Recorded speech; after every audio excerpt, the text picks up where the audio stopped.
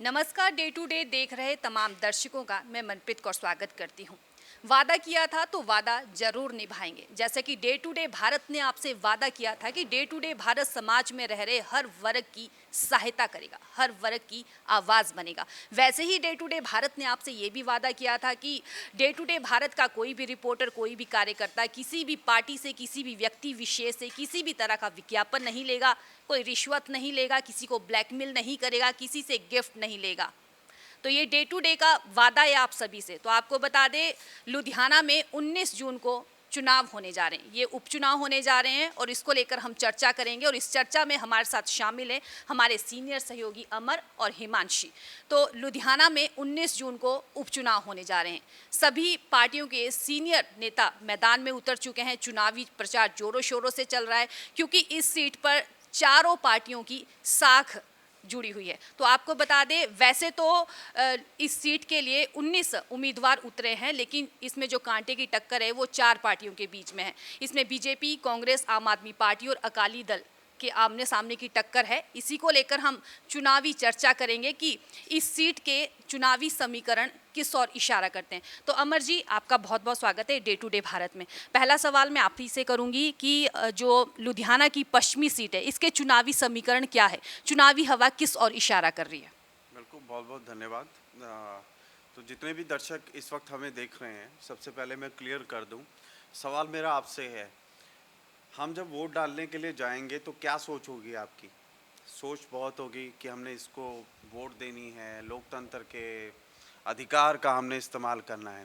लेकिन पत्रकार ना होते हुए मैं कुछ आम चीज़ें इस जनता से पूछना चाहूँगा। हमारे देश की जनता मनप्रीत वो है जो एक शराब की बोतल पे बिक जाती है। मैं सबकी बात नहीं कर रहा, 70% लोग इसी तरीके से हैं।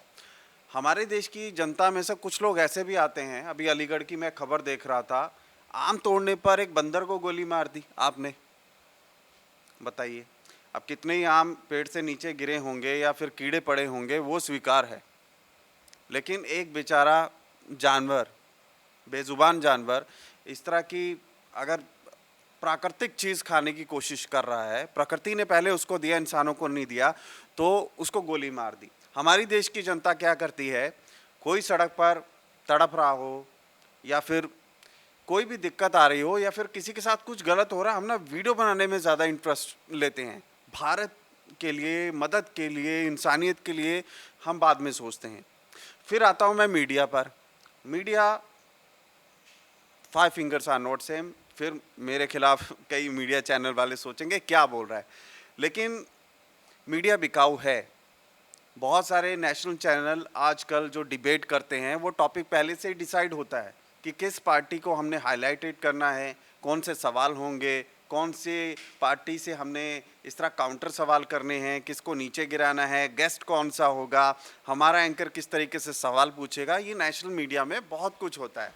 पंजाब की मीडिया पर आता हूँ, पंजाब की मीडिया भी इसी तरीके से कर रही है। टेबल के नीचे से पैसा आता है, कैश में चीज़ें आती हैं। I might be wrong, but ये चीज़ें होती हैं। और साफ तौर पर विज्ञापन एक बहुत बड़ी चीज़ है, बहुत बड़ा उदाहरण है, या फिर पैसा लेकर खबर दिखाना, ये बहुत सारी चीज़ें होती हैं। खैर, अब बिल्कुल। टॉपिक पर आते हैं। बिल्कुल अमर जी, जैसा कि आपने कहा कि टेबल के नीचे से पैसा आता है, ये बंटर बांट चली रहती है, खासकर जब इलेक्शन टाइम आना हो। तो शायद यही एक वजह है कि जब हम मैदान में निकलते हैं, फील्ड में निकलते हैं, लोगों से बातचीत करते हैं, तो लोगों का यही कहना है कि अब चौथे स्तंभ से उनका विश्वास डगमगा रहा है। सिर्फ आई थिंक से यही एक रीज़न है। चलिए, वो तो हर किसी ने अपना काम करना है, लेकिन आपकी जो क्वालिटी है, खबर दिखाने का जो तरीका है, या जिस तरीके की आप पत्रकारिता करते हैं, या आप में, मुझ में, या किसी तीसरे चौथे पर्सन में जो पैशन है, वो आपके सवालों से, आपकी नॉलेज से दिख जाता है। तो जनता जनार्दन है। अब टॉपिक पर आते हैं, लेकिन यह गाड़ी किसी दक्षिण दिशा में चल जाएगी, इसलिए उत्तर दिशा में रहते हैं, क्योंकि उत्तर में लुधियाना है और लुधियाना में उपचुनाव हैं। तो समीकरण की बात करते हैं। आपने समीकरण को लेकर सवाल पूछा था। अब देखिए, कई तरह के कैंडिडेट हैं। संजीव अरोड़ा साहब हैं जो राज्यसभा मेंबर हैं, स्ट्रॉन्ग कैंडिडेट हैं। और दूसरे नंबर पर आप देखिए भारत भूषण आशु जी हैं, कांग्रेस के कैंडिडेट हैं, हाथ का साथ है, बड़े बड़े लीडर्स पहुंच रहे हैं। परोपकार सिंह जी हैं अकाली दल से, हमारे गुप्ता साहब हैं जो बीजेपी से हैं, और कहने को तो 19 यहाँ पर कैंडिडेट हैं, और ख़ास तौर पर हमारे वो भाई साहब नीटू शटरा वाला, वो भी लुधियाना से लड़ रहे हैं, जो हमेशा चुनाव लड़ गए, घर वाले भी उन्हें वोट नहीं डालते। उनका नाम इसलिए ले रहा हूँ क्योंकि लोकतंत्र का मजाक बना दिया है लोगों ने। अब आते हैं समीकरण को लेकर। समीकरण देखिए बहुत ज़्यादा डिसाइड करेगा कि इन नेताओं का प्रोफाइल क्या है। प्रोफाइल के मुद्दे पर जनता उनको वोट देगी। अब जैसे अगर मैं संजीव अरोड़ा साहब की बात करूं तो इन्होंने बहुत अच्छे भी काम किए, बिजनेसमैन हैं, और आम आदमी पार्टी से जब ये जुड़े तो इन्होंने ईमानदारी से अपना हलफनामा भी दिया। तो अभी तक इनकी प्रॉपर्टी की बात करूं 380 से लेकर 400 करोड़ के करीब इनकी और इनकी पत्नी की, परिवार की मिलकर इनकी प्रॉपर्टी है। और इनके माता पिता का निधन हुआ था कैंसर की वजह से, और इन्होंने 18 साल तक एक एनजीओ चलाई जिसमें उन्होंने कैंसर पीड़ितों के लिए बहुत अच्छा काम किया। और 1986 में अमेरिका के वर्जीनिया में, I might be wrong but Virginia में इन्होंने पहला दफ्तर खोला था, और उस दफ्तर के खोलने के बाद इन्होंने धीरे धीरे बहुत तरक्की की, और तरक्की इस कदर की कि इन्होंने अपने बलबूते पर आज ये एम्पायर खड़ा किया है। लेकिन संजीव अरोड़ा से फ़ायदा आम आदमी पार्टी को हो सकता है। अब दूसरी तरफ भारत भूषण आशु की बात करते हैं। भारत भूषण आशु की बात करें तो 1997 से उनकी राजनीति की शुरुआत हुई, और भारत भूषण आशु की बात करें 2 बार एमएलए रहे हैं, विवादों से इनका नाता रहा है, मनी लॉन्ड्रिंग का मामला, ईडी का मामला, अभी रिसेंटली एसएसपी एपिसोड भी आया, बहुत सारी चीज़ें रहीं। लेकिन कैप्टन अमरिंदर सिंह के समय में ये मंत्री पद पर भी रहे, तो इनका भी चलिए एक अलग प्रोफाइल है। अब अरोड़ा साहब या फिर आशु के लिए नेशनल लेवल के लोग भी आ रहे हैं। संजीव अरोड़ा के लिए कल सिसोदिया जी आए, भगवंत मान लगातार लगे हुए हैं, पूर्व मुख्यमंत्री आतिशी जोशी भी यहाँ पर आई। इसी तरीके से बीजेपी की बात करें तो आप देखिए गुप्ता जी के लिए यहाँ पर रेखा जी आई, जो मौजूदा मुख्यमंत्री हैं, हरियाणा के मुख्यमंत्री नायब सिंह सैनी आए, बहुत बड़े लीडर्स आ रहे हैं, हरदीप पुरी भी आए इवन दो। और उसके बाद भारत भूषण आशु के लिए अमरिंदर सिंह राजा वड़िंग, दिल्ली की लीडरशिप, हर कोई लगा हुआ है। पप्पू यादव की बात करें जो बिहार की राजनीति का एक बड़ा चेहरा है और कई विवादों से भी घिरे वो रहे, और 4 बार के निर्दलीय विधायक, एक पावरफुल नेता, वो तक उनके लिए आए। परोपकार सिंह की बात की जाए अकाली दल के, अगर उनकी बात करूं तो वो नए चेहरे के तौर पर हैं, वकील हैं, समाज सेवक हैं, तो इसीलिए ये चीज़ें हैं। अब आपने कहा समीकरण देखिए, जो मैंने डिटेल बताया ना, इसी में समीकरण निकलकर सामने आएंगे। हाँ, मैं किसी को पहले, दूसरे, तीसरे, चौथे, 5वें नंबर पर नहीं रखने वाला, क्योंकि ये लोकतंत्र का मजाक होगा अगर मैं किसी को कैटेगराइज करूँगा। ये जनता ने फाइनल करना है कि हमें किसको वोट देना है, किसको चुनना है, कौन सत्ता में आए। तो इसलिए आप देखिए, आपने जिस भी नेता को चुनना है उसका प्रोफाइल देखिए, उसको समझिए, उसको जानिए, उसकी पार्टी का जो एक मैनिफेस्टो है उसको आपने पढ़ना है, और उसके बाद ही फैसला लेना है। और दूसरी तरफ अगर कोई नेता आपके पास आता है ना, तो आप उस नेता से सवाल पूछिए कि जो एफिडेविट आप हमें, एक एफिडेविट होता है मनप्रीत, उसमें तमाम चीज़ें लिखी होती हैं कि मैं करप्शन नहीं लूँगा, डबल पेंशन नहीं लूँगा, ईमानदारी से काम करूँगा, नशे के खिलाफ, सरकारी सुविधाओं से लेके बहुत सारी चीज़ें होती हैं उस एफिडेविट में। जो जनप्रतिनिधि इलाके के होते हैं उनको चाहिए कि नेता जब वोट मांगने के लिए आते हैं आपकी गली मोहल्लों में, गांव में, चौपालों पर, उनसे सवाल पूछिए कि हमें सिग्नेचर चाहिए इस पर आपके, अगली बार आए तो बहिष्कार होगा। और इन चीज़ों को क्या आप पूरा करेंगे, और क्या आप इस तरह की सच्ची राजनीति हमें देंगे, हमारे मुद्दे पहुंचाएंगे, तो ये जनता पे बहुत बड़ा एक जिम्मेदारी होगी। ये जनता पे डिपेंड करता है। मनप्रीत, अमर, आप काफ़ी अनुभवी पत्रकार हो और काफ़ी समय से लुधियाना की जनता के बीच में जा रहे हो, तो क्या आपने अनुभव किया कि वहाँ की जनता क्या चाहती है, क्या मेन मुद्दे हैं जो अब की वर्तमान की सरकार के कामों से खुश है वहाँ की जनता, या फिर लुधियाना की जनता बदलाव चाहती है? देखिए, जनता जनार्दन है, वो सब जानती है उन्हें क्या चाहिए। अगर मैं यहाँ पर बैठ के कोई भाषण बोलूँगा या कोई नेता बोलेगा, लोग पहुँचेंगे, भीड़ भी कह सकते हैं आजकल खरीदी हुई होती है। ठीक है, जो नौजवान हमने आजकल देखे हैं ना नेताओं के साथ चलते हुए, वो 18 साल के भी नहीं होते। उन्हें ये नहीं पता होता कि मंच पर ये कौन सा मंत्री बैठा है, लेकिन वही 200 400 500 रुपये लेके और एक अ, शराब की बोतल या फिर किसी तरीके का लालच भी लेकर एक भीड़ को भी इकट्ठा करने का एक पैशन चल चुका है। फिर मीडिया क्या करता है, उसको कवर करता है, फिर वो टीवी पर चलती है, लोग कहते हैं वाह इस पार्टी की तो वाहवाही है, कितने लोग इकट्ठे हुए हैं, भाई ये जीत जाएगा। तो साइकोलॉजी इफेक्ट भी होता है बहुत ज़्यादा। लेकिन जनता के जो मुद्दे हैं, ये जनता को सोचने चाहिए आपको चाहिए क्या। अब जनता में भी ABC 3 कैटेगरी आती है। एक कैटेगरी में मैं उनकी बात करूंगा जो पढ़े लिखे हैं, जिनको पता है लोकतंत्र के चौथे स्तंभ का किस तरीके से इस्तेमाल करना है, हमने किस बंदे को चुनना है, उसने क्या किया, उसका प्रोफाइल एक एक करके वो पढ़ लेंगे।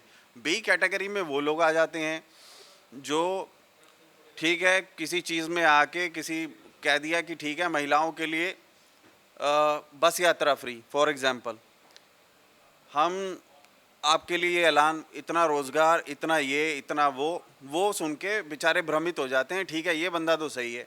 अब C कैटेगरी में वो लोग आते हैं जो किसी लालच में आके या शाम को एक शराब की बोतल के लालच में आके वो बेचारा जाके अपनी वोट डाल देगा।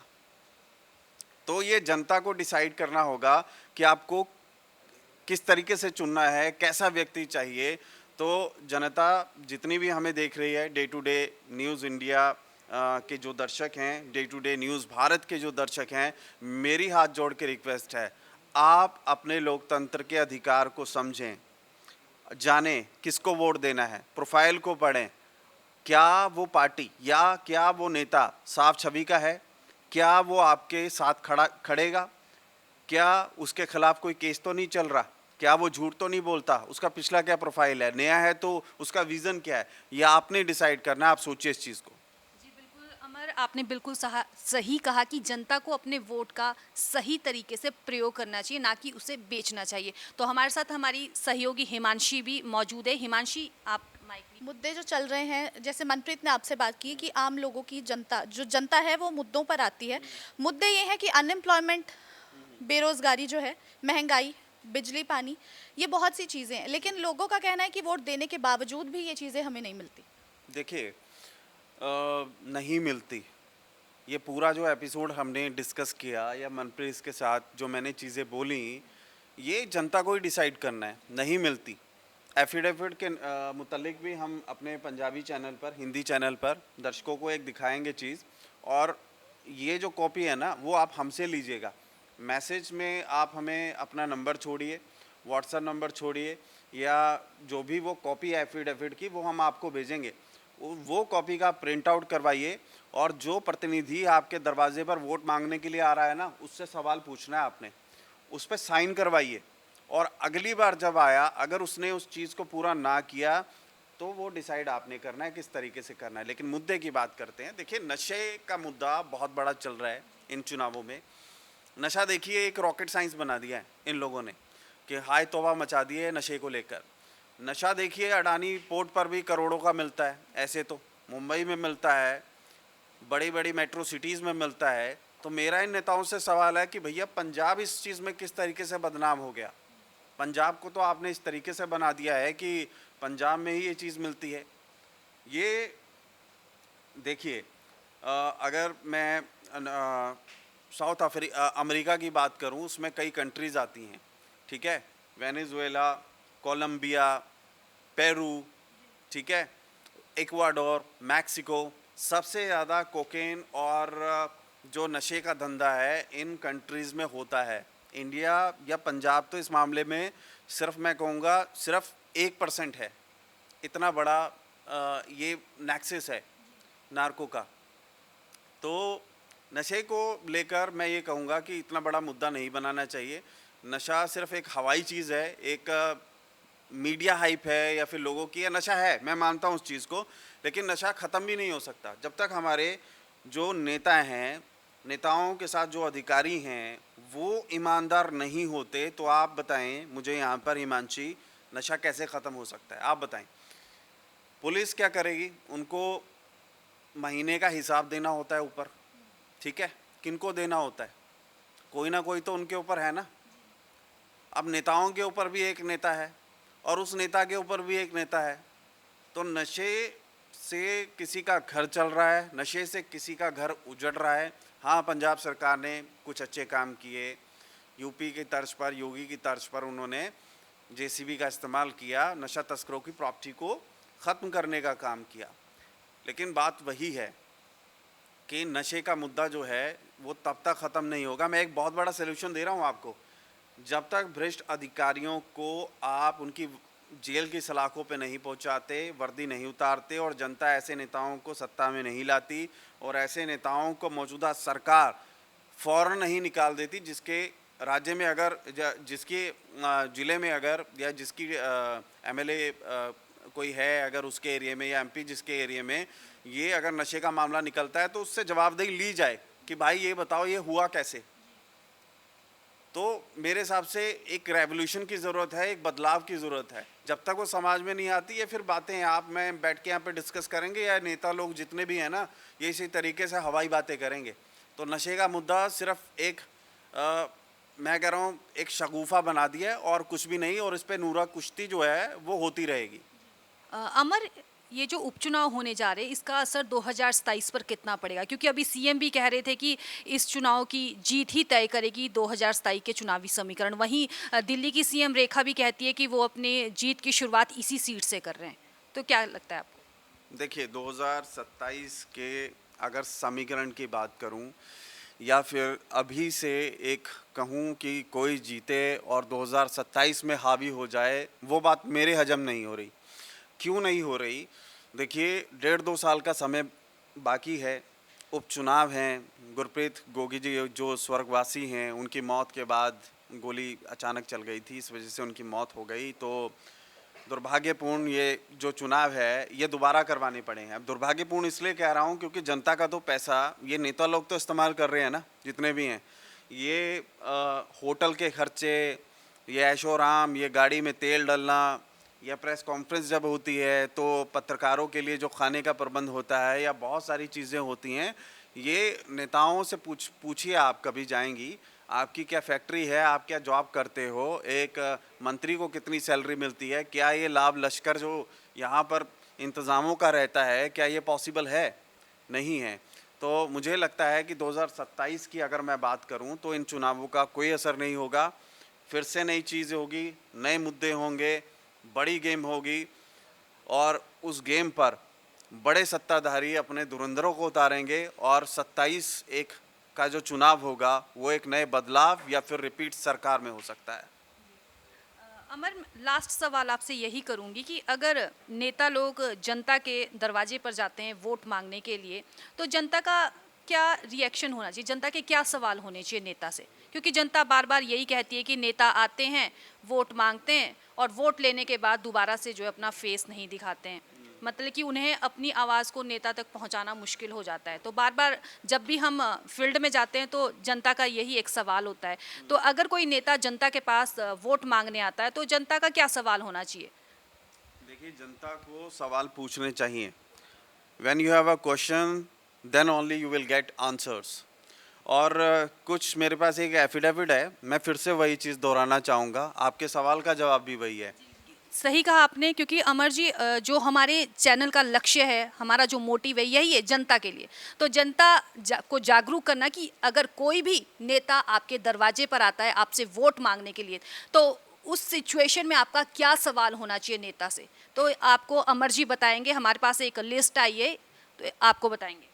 देखिए ये जो 11 पॉइंट की लिस्ट है ये इसको हम बोलेंगे एक एफिडेविट, ठीक है। उसमें जो पंच लाइन्स हैं वही मैं बताऊंगा क्योंकि अगर पढ़ने लग गया तो काफ़ी देर लगेगी, और आप अलग से भी एक और शो बनाइए जिसमें आप बताइए दर्शकों को इस पे क्या लिखा हुआ है, लेकिन मैं संक्षेप में बता देता हूँ।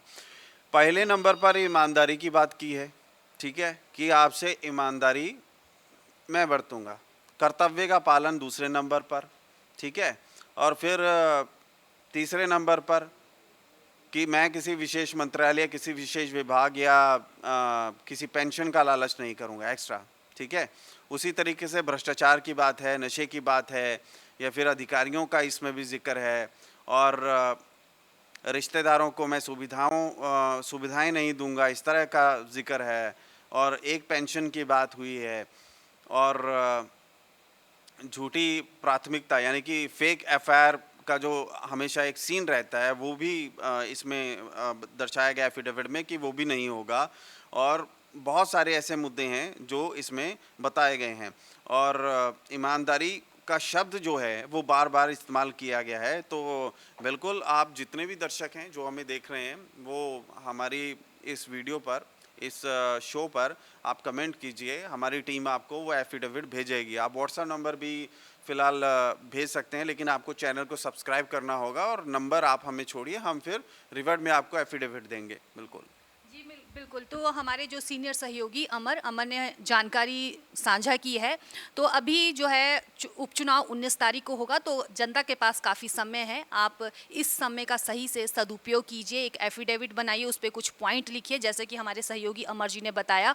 और कोई भी नेता, कोई भी पार्टी का कार्यकर्ता आपके पास आ रहा है वोट मांगने के लिए, तो आप उस पर साइन लीजिए, ताकि जीतने के बाद आप उसे वो जो एफिडेविट है उसे दिखाएं और उसने याद दिलाए कि उन्होंने क्या क्या वादे जनता से किए हैं। तो ये चुनावी चर्चा तो इसी तरह से चलती रहेगी। 19 तारीख को चुनाव होंगे, 23 तारीख को रिजल्ट आएंगे, कौन जीतेगा कौन हारेगा ये तो फिलहाल आने वाला समय ही बता पाएगा। लेकिन हम फिर से 2 दिन बाद आएंगे इसी चुनावी चर्चा में आपके सामने। तब तक के लिए बने रहिएगा डे टू डे भारत के साथ।